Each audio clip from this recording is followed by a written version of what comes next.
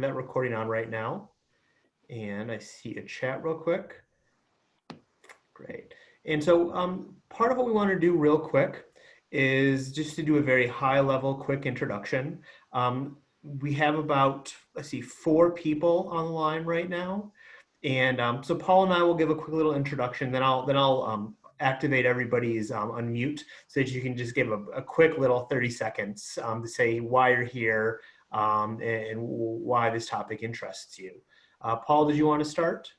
Certainly. Good afternoon, everyone. My name is Paul Jensen. I'm the Community Development Director with the city.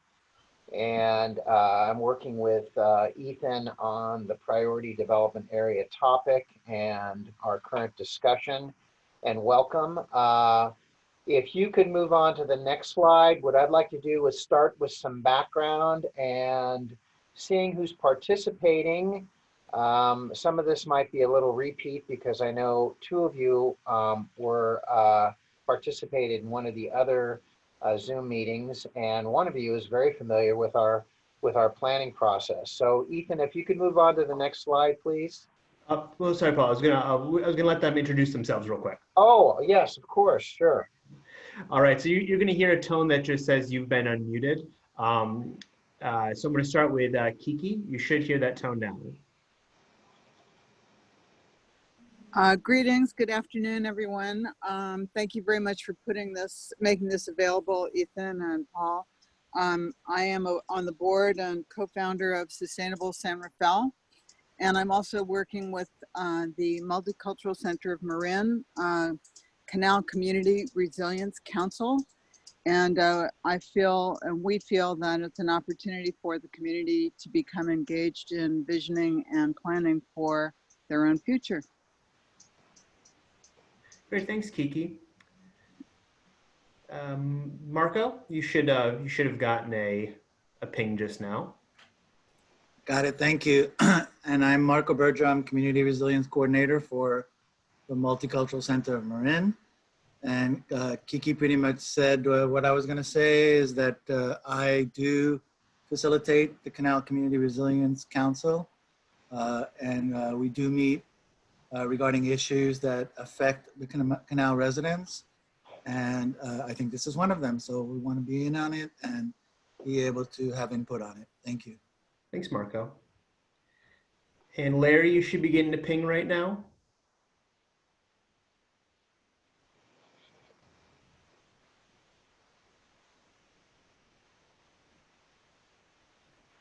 All right, we'll come back to you, Larry. And Rachel, you should be getting a ping right now.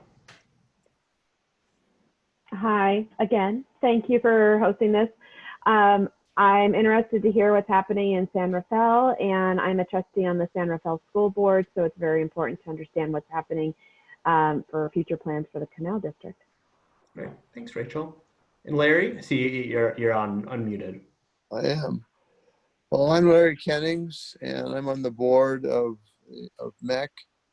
And I'm here for the same reasons that Marco and Kiki are here. And I expect to learn a little bit more about the PDA for the canal. Great. Thanks, Larry. So with that, I'm going to hand it over to Paul. Okay, are we ready for the next slide? I would like to start with some background, which is why we're here today.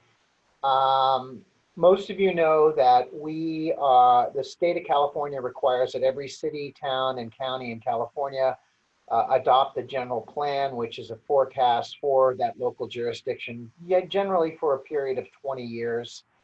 We operate under our general plan 2020 right now, which was adopted in 2004. And which was to carry us through the year 2020. So a couple of years ago, we started working on our general plan 2040, which takes us from 2020 to 2040. And we have a 23-person steering committee of community members that are involved with a lot of the vetting of that plan preparation process. And we expect that that draft plan is going to be released later this summer.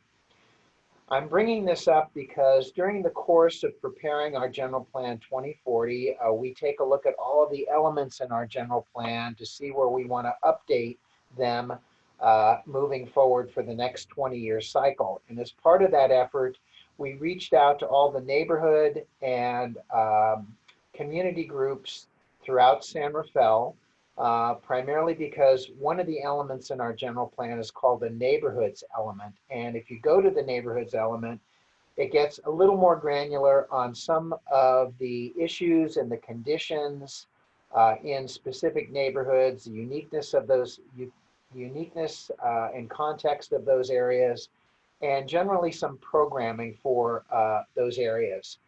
And when we reached out to the community to get feedback on updating this element for the general plan, we came back, what we got was some very clear requests from the North San Rafael area and from the Canal area to include in our general plan 2040 programming for funding and completing either a specific plan or a precise plan or a neighborhood plan for those areas. Now, essentially, that's a deeper dive plan than a general plan, which is pretty broad and at a 1,000-foot level for our community. The request to program and fund by the two groups that we've heard from also included a request that the city make it a high priority to take a look at funding these more specific plans for these two areas, and to do it in it being a high priority to initiate those processes in shorter order than other programs in our general plan. Now, the timing and programming for a plan like this requires funding certainty and outside funding sources or grants. We have a general plan maintenance fund, which is funding our general plan 2040. But when you get into a specific plan or a precise plan, it is very, very costly because it involves a lot of detailed studies, usually a zoning ordinance of sorts for that specific area, and dealing with very specific issues that are critical to that area that you are planning for. And so we rely on outside grants to prepare such plans. And a good example is the Downtown Precise Plan that we are preparing right now as part of our General Plan 2040. That is essentially a specific plan for our downtown area. And that plan was funded mostly by what's called an OBAG, or the OBAG, or One Bay Area Grant Program, because it is designated a priority development area or a PDA. Ethan, could you move on to the next slide, please? So a little about priority development areas or PDAs. They were established through Plan Bay Area in 2007. Plan Bay Area is a regional plan covering the 9 Bay Area counties within the region. And it is a plan that takes a look at forecast growth similar to our general plan for a 20-year period. And this is usually administered by the Metropolitan Transportation Commission and Association of Bay Area Governments.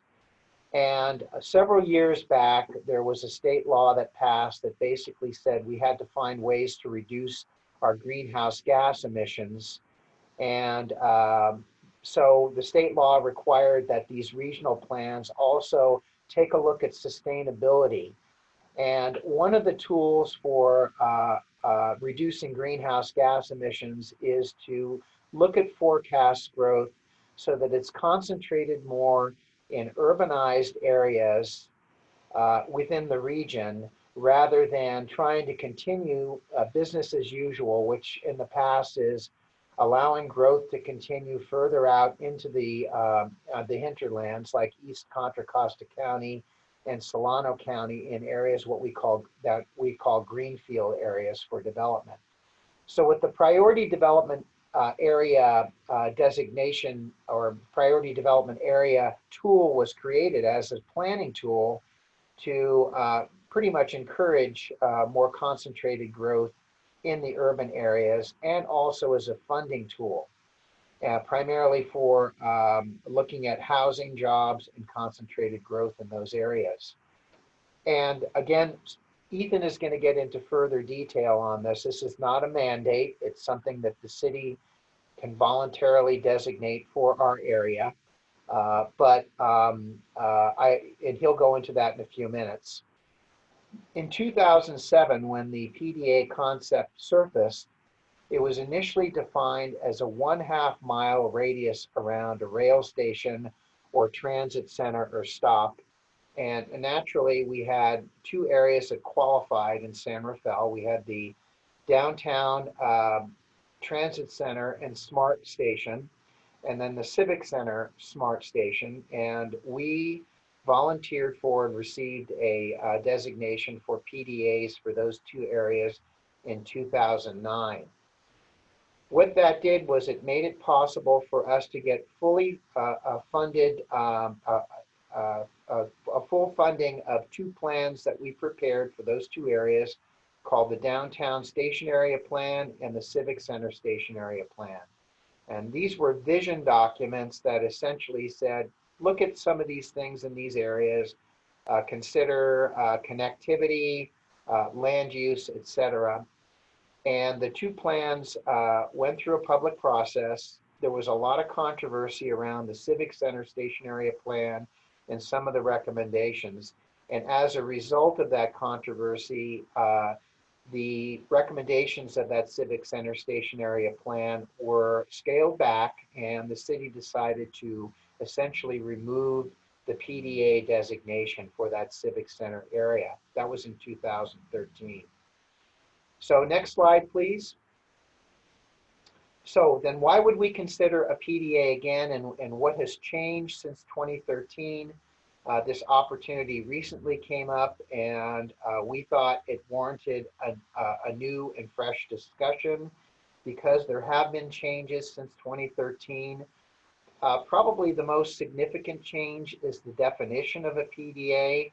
It's no longer defined as that 1/2 mile circle around a transit center or a rail station. It's a broadened definition, in fact, one that really relates to a transit frequency in certain geographic areas, generally in Marin County along the 101 corridor. And what's really important is we don't, or the regional agency doesn't define the boundaries of that PDA. We get to define the boundaries of the PDA. So it could be small or large, which provides us with a control on how we want to define that area. One important factor, and Ethan will get into this in more detail, is that designating a priority development area does not impact local zoning or land use authority. It does not have that power, nor will it prejudice or impact our general plan 2040. We're just about to release our general plan 2040, and this would not impact that effort. Also, there's no obligation to meet or zone for planned Bay Area growth estimates. As part of that larger regional plan, they will test growth estimates not only for cities at large, but also for areas that are eligible for PDAs. And there's a misnomer that we are required to meet those growth estimates as part if we choose to designate a PDA, and that is not correct. The other important factor is we're in a housing crisis, and in line with City Council's recent direction, we were tasked with finding opportunities to address the housing crisis and opportunities on where we can put housing. And then lastly, I do want to mention as a side note, which is not related to Plan Bay Area, but more related to our general plan, and that is we have to plan for our next regional housing need allocation. This is a state law where every city and community in California is given an obligation to meet a certain allocation of housing numbers, and that has to be included in our housing element in our general plan. And we expect, because of the housing crisis in this next round, that obligation is going to significantly increase. So we have to find ways to find locations for housing in our community. And then with that said, I'm going to pass this on to Ethan, and then he's going to cover a next group of slides dealing with the topic of PDAs. Great, thanks, Paul. So the first main question that comes up when we talk about PDA designation is, what does that designation commit the city to? So right off the bat, the law that created the Sustainable Community Strategy, which is what Plan Bay Area is, says that it has to be strictly strategic and that it shall not require a city's land use policies and regulations, including its general plan, to be consistent with the plan. So as Paul kind of just mentioned, that's directly relating back to that statement about Plan Bay Area 2050 cannot influence local planning and local zoning. We don't have to plan, and we don't have to include within our general plan or any other plans the growth estimates included within Plan Bay Area 2050. What the PDA does say is that a PDA must have a specific or precise plan adopted by 2025 to maintain PDA eligibility. And why the eligibility is important is because that eligibility is what gives us access to designated funding and resources to conduct a community-driven planning process. So what does that community-driven planning process look like? It's a specific or a precise plan, but that specific or precise plan does not need to plan for Plan Bay Area 2050, and it does not need to be limited to the PDA area. So what do I mean by that? Is a specific or a precise plan, for example, could be conducted for all of Terra Linda using PDA designated funding, as long as the plan includes the Northgate PDA. But kind of taking that to the next level, PDAs also allow jurisdictions to change or rescind PDA boundaries at any time. So if we get into a community-driven planning process and realize that maybe we want the Northgate PDA to be a little bit bigger or a little bit smaller, or if we want the Canal PDA to be a little bit bigger or a little bit smaller, we can do that. And part of the rationale behind providing the funding for that to fund a specific or a precise plan is to have those sorts of community conversations. Now, if we do change or rescind the PDA boundary, it doesn't happen immediately. So while we may make that decision immediately, the changes wouldn't be reflected until the next update in the PDA cycle. And that happens about every 4 years. So now that we've talked a lot about the PDAs, where are we in the process? So currently we're at this letter of interest process. So MTC ABAG, which oversees the Plan Bay Area process, is accepting local nominations of PDAs through this letter of interest. Now, the submittal of that LOI was required by May 31st, and that could be signed by the city manager or planning director. But the authorizing resolution, the thing that finalizes that submittal, isn't needed until June 30th for new PDAs, which the Northgate PDA and the Canal PDA would be. Once they've been approved, once they've been submitted, they still need to go to the MTC ABAG board for final approval, which is likely to happen in August or September. And then finally, once we have those approved PDAs, they're included in the analysis portion, which is called the final blueprint for Plan Bay Area 2050. And that's right now looking to be about September. And as you can kind of see on the small map to the left, there's quite a bit of San Rafael that falls under to a PDA eligible area. That red circle around downtown, that's the existing priority development area that Paul is referring to for the downtown PDA. And you can kind of see that half-mile radius around the station. So as of now, we're at, we've had a May 18th City Council meeting. And at that City Council meeting, the City Council agreed to submit a letter of interest for both Northgate and the Canal PDAs, but they directed staff to conduct further outreach. That's part of what we're doing today. Additionally, we still have to approve this authorizing resolution, and that's the thing that finalizes this submittal of the letter of interest.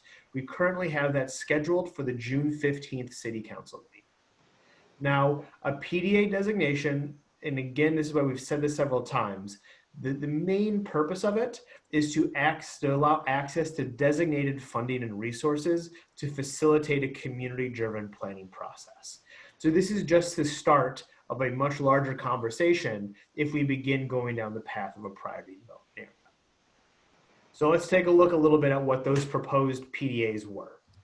So this is the eligible area. This is not the recommended PDA or the proposed PDA. As you can see, you have that existing PDA around downtown, and you have a little bit of a PDA in county land that's not city land. But the eligible area includes areas east of Highway 101 encompassing the canal neighborhood. You have Spinnaker Bay Point. You have portions of Point San Pedro Road along the canal to the north there, and then areas west of Highway 101 along Anderson Drive. So what council looked at and proposed as part of that first letter of interest submittal was the PDA that's on the screen now. So what that includes are the major boundaries of the area on the canal waterfront and the canal neighborhood. It includes the canalways property and east of that property. It also includes the areas west of Highway 101, but it does not include Spinnaker Bay Point or Point San Pedro Road.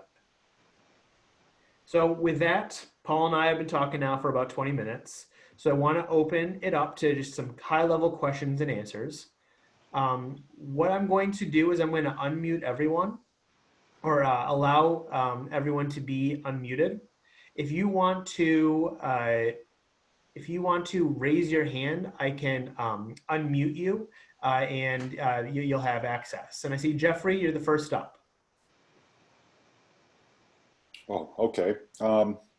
I'm first off, Ethan and Paul, I want to express a considerable amount of enthusiasm for this endeavor. And I'm very much excited about it.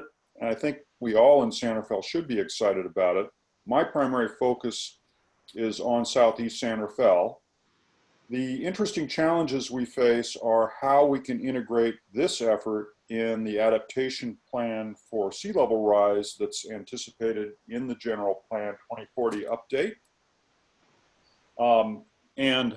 So that's kind of an interesting challenge, is the question about how we integrate these two efforts, particularly if the shore adaptation plan scope extends outside the PDA area, which it may well do. It may, for example, extend as far east as Peacock Gap and the Dutra property. So that's one of the questions. The other thing too is regarding the boundaries, and one minor tweak that I guess I would suggest is to encompass the area in the vicinity of Bellum and Woodland for the potential of a Southeast San Rafael smart station. And I'm going to really throw a bomb over the transom here and suggest that we might even wish to consider including the San Quentin Penitentiary property in for consideration, although obviously there's some LAFCO and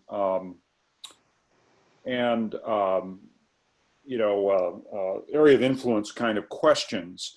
But the interesting thing about San Quentin is it is likely our largest employer, and yet it seems like an orphan on all planning efforts. And so this may be an opportunity to begin to think about that as part of a broader notion of what the future might bring for that portion of Marin, and also what it might bring for a potential rail to ferry connection in that area, and perhaps a TOD around that terminal location. Great, thanks, Jeff. You know, Jeff, I do want to comment. First of all, I always enjoy listening to you because you are such a good visionary.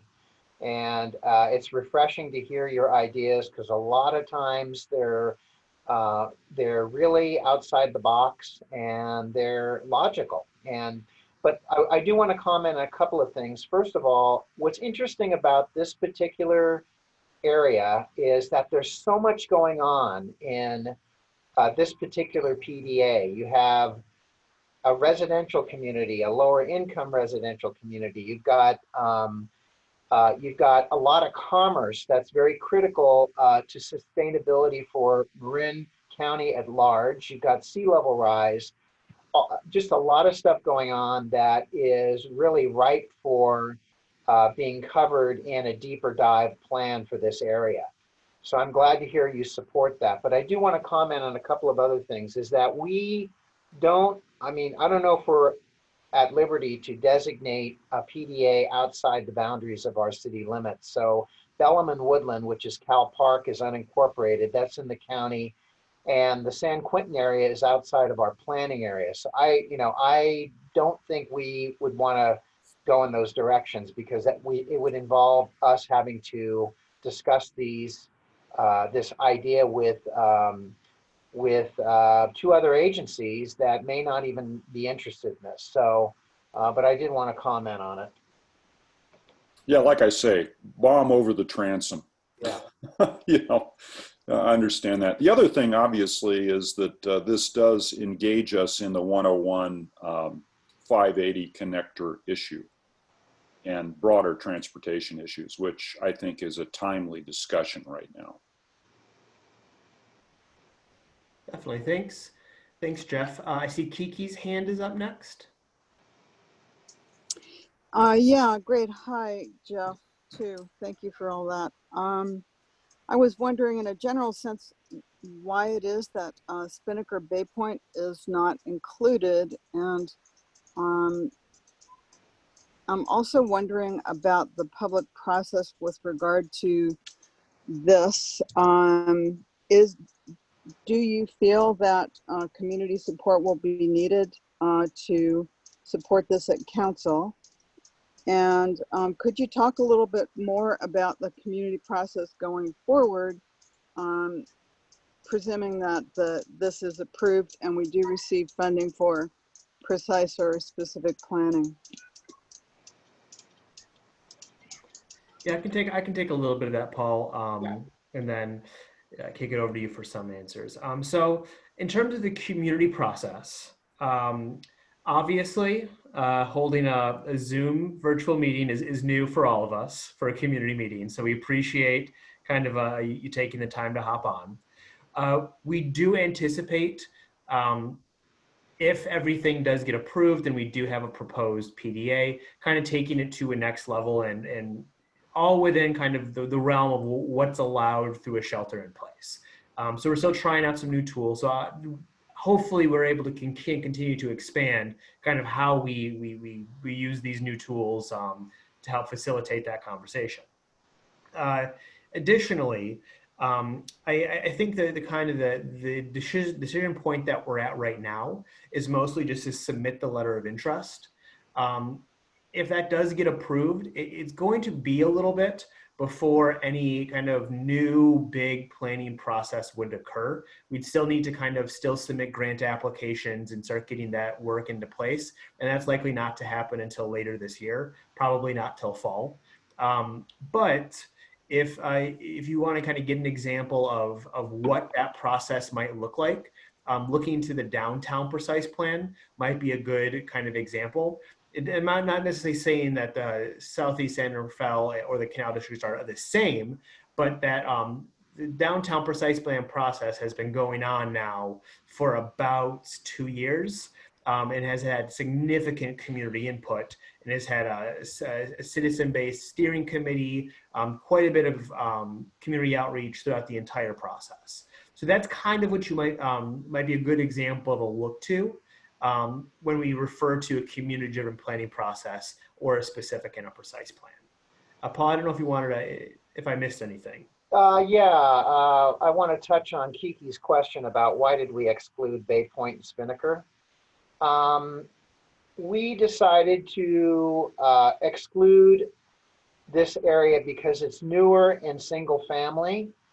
And we're trying to avoid kind of like putting the designation in areas that are single family because we don't want to give anyone the impression that we're trying to change a single family residential neighborhood. Now, there's some logic including that area for circulation purposes and such, but that was really the decision that drove not including that area.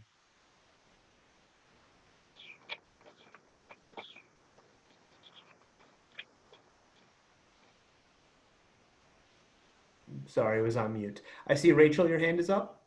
Yeah, thank you. I don't believe, you could correct me if I'm wrong, I don't believe the Terra Linda PDA included any schools, but this one does include Bahia Vista. And so is the PDA in relationship to the school and any planning, or does the PDA exclude the school piece? Yeah, I could take a stab at that, Paul. So the PDA in and of itself is only for strategic planning for housing and jobs and transportation at the MTC ABEG level. So it's really just for them to be able to kind of run their analysis that's required by state law. Where you would start to include kind of the schools piece is moving into that community-driven planning process. So moving into the specific or the precise plan is really where that discussion around schools, jobs, housing, and the community vision and input on those things really starts to be driven. Paul, I don't know if you wanted to add anything to it. That was well stated. And I do want to mention, Rachel, I believe that Davidson is included in the PDA as well. If you look at the west boundary, Good point. Yes.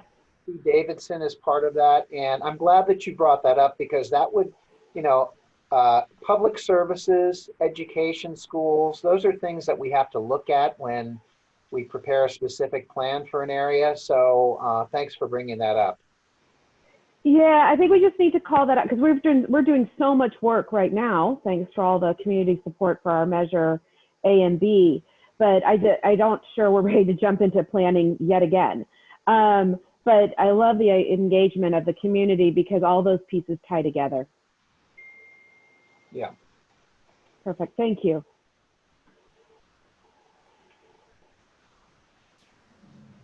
And I don't see any hands up, but I just want to give it a sec to see if anybody has any additional questions. Oh, Marco? Okay, Yeah, Marco? unmuted. Okay, I didn't know I was unmuted, sorry. So I'm pretty new at all this stuff, so I just wanted to go back, and I thought you said something about how it was requested to have a PDA so that funding can be found.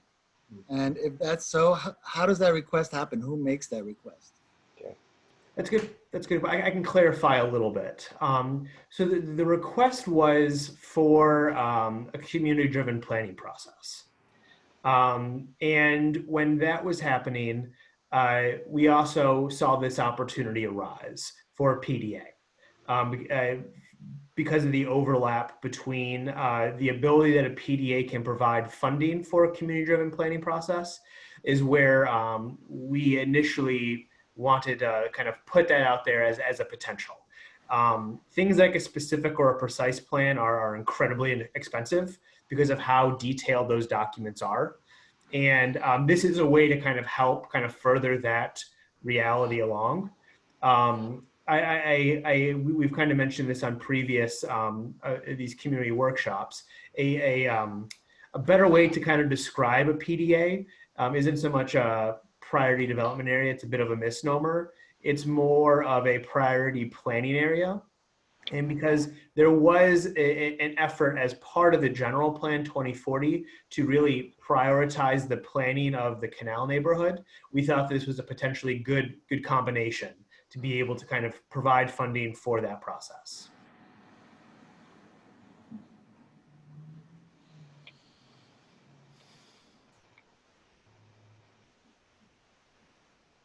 Did that answer your question, Marco? Yes. Perfect.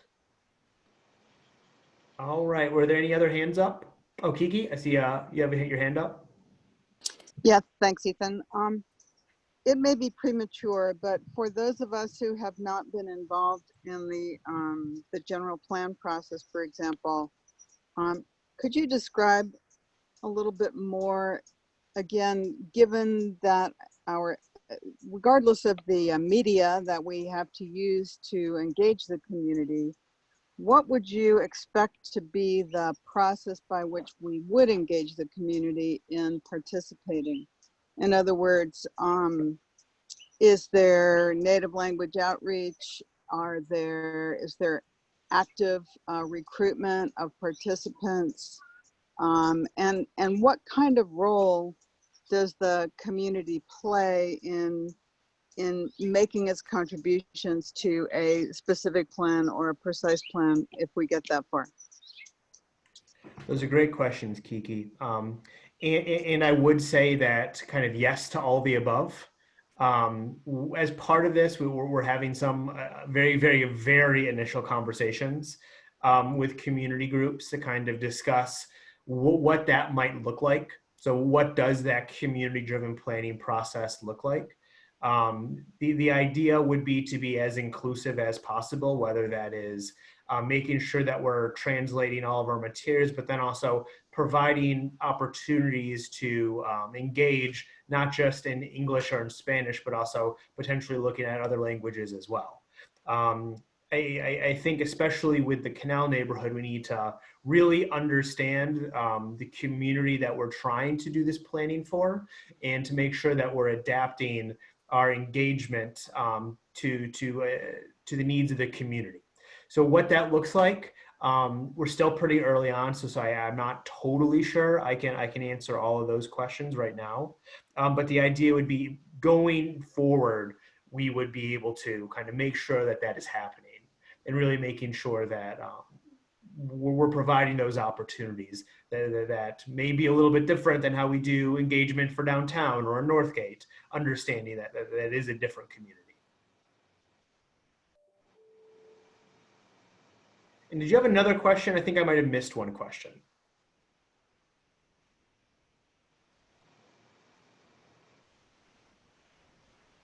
Okay.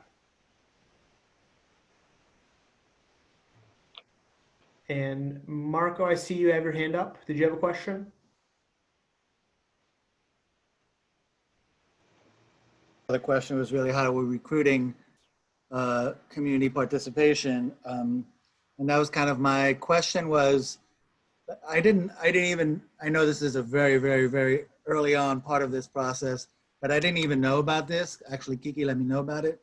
So I'm wondering how you're reaching out to the community leaders who are in the canal, like our organization, Multicultural Center Marin, Canal Alliance, maybe other organizations that work with the canal residents, to let them know about this, because it's obviously important that the canal residents have an opportunity when the time comes to have input.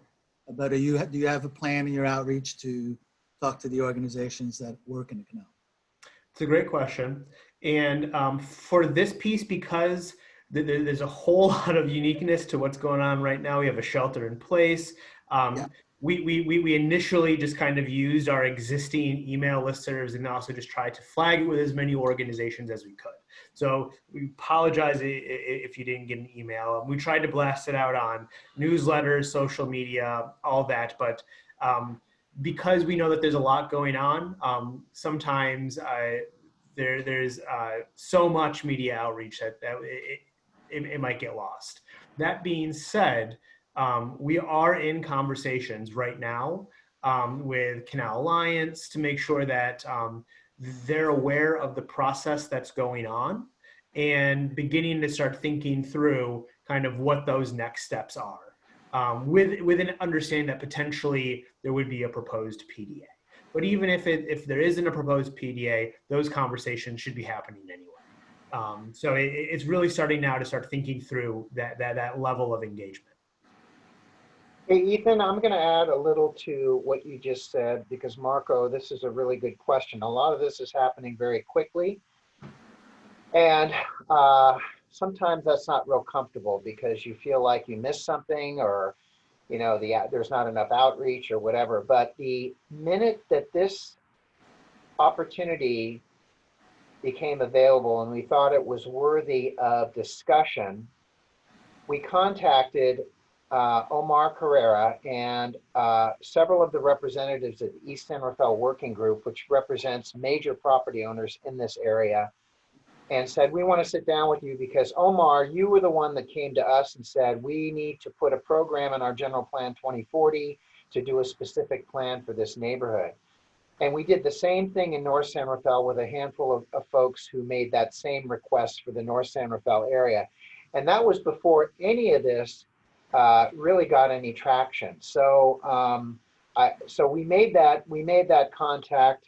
In retrospect, maybe we should have included you or whatever, but we started that ball rolling with Omar and the East San Rafael Working Group because that was the source of the request for the city to find a way to fund and prepare a community-based plan for this area. Yeah. And no blame, no shame. I wasn't saying, oh, you guys should have been in touch with me or whatever. I just, Yeah. about our council. I want to make sure that our council gets involved in this so that they have input. So I wasn't saying, oh, especially with all this going on, I'm just saying that, as it moves forward, we totally want to be included and involved. Absolutely. Absolutely. Kiki, I see your hands up. Thank you. Just to add to that notion, there are other organizations in the canal that are engaged in capacity building and community engagement. For example, Forwards and others. So could you please just make a note somewhere that on the expectation that this PDA will be approved, that check in with us because we may be able to offer some other opportunities for inclusion that may not be top of mind because they're small or they're new or they're engaged in survival right now. Perfect. Absolutely. And I think that's a good point to also flag it. And Marco, you mentioned it, that this is just the early days. And we would want to make sure that we're being as inclusive as possible and understanding that our listservs might not encapsulate everybody. So that it's a very good point. Thanks, Kiki.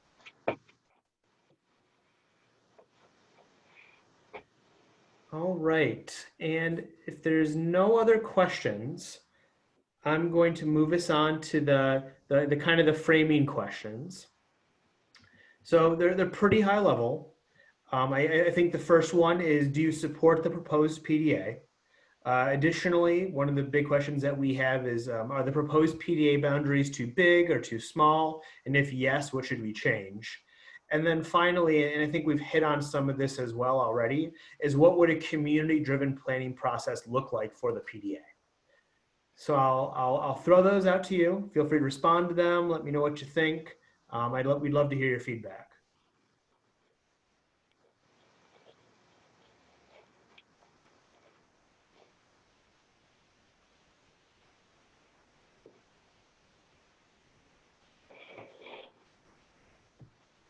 All right, sorry, I hit the wrong button. Kiki, I got you. Great, thanks. Just maybe a silly question, but if the PDA area is larger, are we spreading the same dollars available over a larger area and trying to accomplish more? Or are we putting ourselves in line for potentially receiving more grant funding?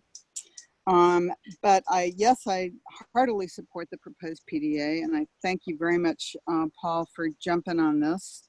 The boundaries, refer to my earlier point, I think the boundaries currently are just fine. I don't have enough knowledge to say they're too big or too small, but certainly the areas that are chosen are the most comprehensive as far as our vision of how we can make change. And a community-driven planning process, looking to you all for guidance on that, but I would, in my work in the canal, I recognize that many organizations are working to develop capacity, as I said earlier, and not just among families and adults, but also the young people. And what we really need is to be bringing our young people along in our public process so that they can participate effectively on their own behalf and their communities. So I would love to see a very specific effort in that regard, and I'd be happy to help. Well, thank you. And on you had a question in there that I want to make sure that we respond to. So the funding is related to the existence of a PDA. It's not necessarily responding to the size of the PDA. And I think one of the pieces that kind of reiterates that is the ability for cities to continue to kind of adjust those boundaries. So I think there is some expectation that as a community-driven planning process proceeds, that those boundaries are going to be changed some. That's somewhat what happened with the downtown precise plan. If you look at the actual boundaries of the downtown PDA, it's not necessarily that half-mile circle that's showing up in the map itself. Where it is it kind of extends down a few of the side streets, understanding that that's kind of how our traffic and housing grid kind of flows. All right. Rachel, I see. Oh, Paul, did you have something? Yeah, I just wanted to comment on the on Kiki's question, which is a good one. You spread the boundaries. Does that mean you got to spread the same amount of dollars further out? It depends upon what's available. When we applied for the One Bay Area grant for the Downtown Precise Plan, we asked for the maximum that was available, and we got the maximum that was available. And in that particular plan, what we did, and this is what's nice about where we are now, is that 1/2 mile circle around the train station. We were tied to that when we were doing the downtown precise, or excuse me, the downtown station area plan 9 years ago. But fast forward, we have this downtown precise plan. We were allowed to essentially adjust all those boundaries and capture areas in the West End Village and east of 101 that were not a part of that original circle. And we were able to get the maximum $600,000 that we could ask for at that time. We don't know if that dollar amount's going to change. It depends upon when there's a call for applications for their planning program. But we always want to ask for as much as we can. So. Right on. Thanks. Rachel, I see your hand is up. Yeah, I mean, I totally support the PDA for this area. I think it makes a lot of sense, and I'm glad to see that it would be considered as a priority area. In terms of community, how to engage the community more, absolutely agree with Kiki, and in terms of engaging more the student voice or younger voice is always very, very helpful. Translated materials is always helpful, but I think it's also equally as important to do more. I mean, obviously we can't do face-to-face in person right now, but online sessions.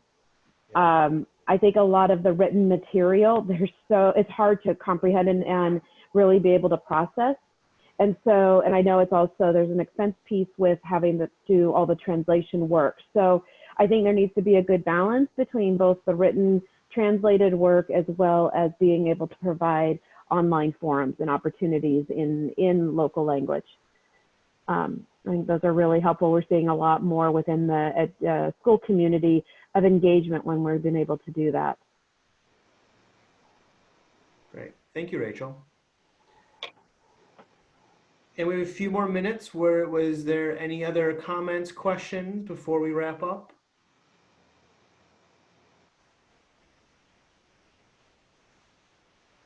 All right, I'm going to check the Q&A just to make sure I'm not missing anything. And I'm not seeing anything, so I'm sorry, I got one more quick question. Are you getting, this is your second for Canal, the second session? This is our third.